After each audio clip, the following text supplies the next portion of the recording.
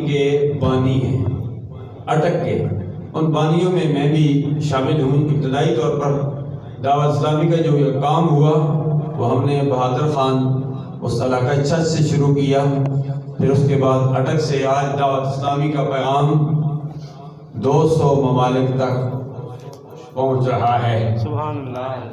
یہ ریاض احمد قادری صاحب ہیں، یہ سالانہ مجھے یہ رسالہ لگوا کر دیا جس کا نام ہے فیضان مدینہ۔ سبحان اللہ۔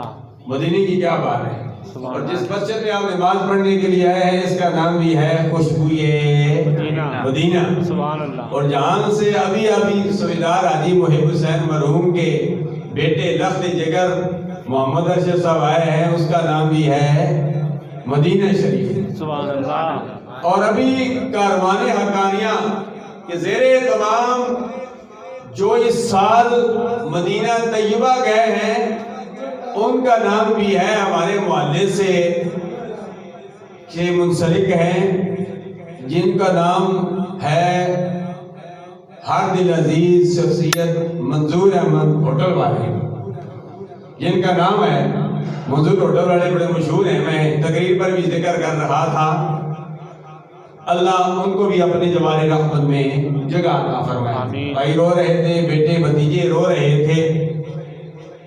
رونا آتا ہے، کبھی بندہ رمضان کے جانے کے بعد روتا ہے، کبھی بھائی کے جانے کے بعد، کبھی بیٹے کے جانے کے بعد، کبھی ماں کے جانے کے بعد، کبھی باپ کے جانے کے بعد روتا ہے۔